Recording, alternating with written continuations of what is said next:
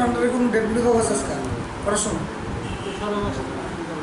সন্ধ্যার সময় আর ওই রাস্তা যে ঘুরে না পারলি যে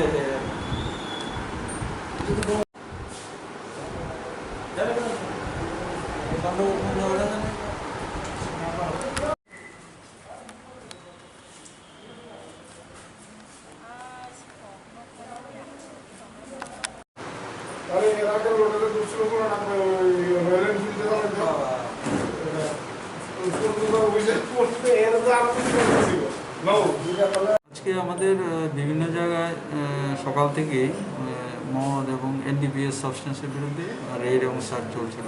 তো আমরা দুপুরের নাগাদ একটা সিক্রেট ইনফরমেশন পাই যে চন্দ্রপুরে এরকম একটা ঝুটন দাস একজন চন্দ্রপুর ঝুটন দাস নামে একজন, ওনার বাড়িতে বেশ কিছু এনডিপিএস সাবস্টেন্স স্টোর করা আছে এবং এখানে পেডলিং চলছে।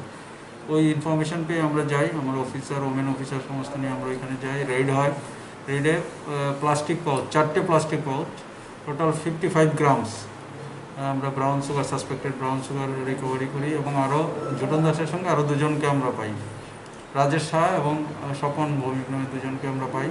ওনাদেরকেও আমরা ওইখানে আটক করি, জিজ্ঞাসাবাদে ওনারা স্বীকার করে এই ধরনের এর সঙ্গে জড়িত। তারপরে ওইগুলো আমরা সিজ করি এবং 4টে মোবাইল, কিছু প্রচুর খালি ভায়েলস যেগুলো ওই পাউচ থেকে ওরা ইউজ করে বিক্রি করে, এরকম বার করে এগুলোকে ইউজ করে। তো তারপর আমরা সমস্ত ফর্মালিটি করে এগুলো সিজ করি এবং ওনাদের অ্যারেস্ট করি। যাদেরকে অ্যারেস্ট করেছেন তাদের বাড়ি কোন জায়গায়? তাদের বাড়ি একজনের বাড়ি ইস্ট যোগেন্দ্রনগর আর বাকি দুজনের বাড়ি চন্দ্রপুর। বাজার মূল্য কত হতে পারে? বাজার মূল্য তো মিনিমাম 3 লাখ। 3 লক্ষ টাকা। কাকে মানে প্রত্যেকের বাড়িটা যদি স্পেসিফিকলি আপনি খুলে মানে নামটা এবং বাড়ি নাম স্পেসিফিক্যালি আমাদের কাছে আছে। নামগুলো হচ্ছে স্বপন ভৌমিক, ওনার বাড়ি চন্দ্রপুর, রাজেশ শাহ ইস্ট যোগেন্দ্রনগর আর ঝুটন দাস হচ্ছে চন্দ্রপুর। আপনি কি মনে করছেন তাদের পিছনে অন্য কেউ কি আরো? হ্যাঁ, আমরা বাকি যে জিনিসগুলো আমরা প্রাইমারি স্টেজে আছে, ইন্টারোগেশন চলছে। আমরা আরও দেখি ওনাদের পিছে আরও এইসব ব্যাপার জড়িত আছে, এগুলো বার করার চেষ্টা করছি। এখন আপনারা কি ব্যবস্থা নিচ্ছেন? আমরা ওদের অ্যারেস্ট করা হয়েছে, স্পেসিফিক এনডিপিএস কেস নেওয়া হয়েছে, কালকে ওনাদের কোর্টে ফরওয়ার্ড করা হবে এবং অবশ্যই রিমান্ড চাওয়া হবে।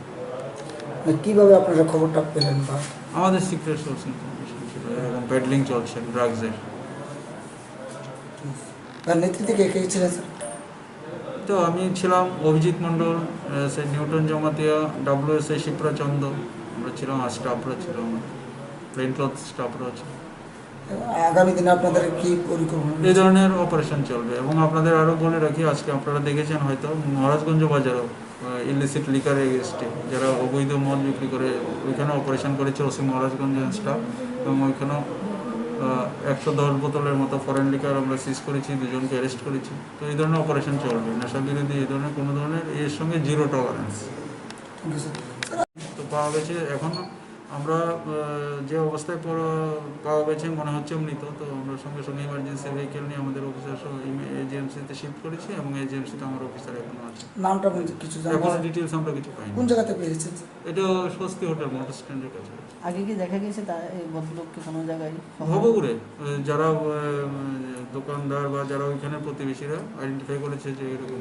প্রাথমিকভাবে কি মনে করেছেন এটা কি এমনি স্বাভাবিক মৃত্যু না বা কোনো? প্রাথমিক বলতে আমরা পোস্টমর্টমের জন্য অপেক্ষা করব।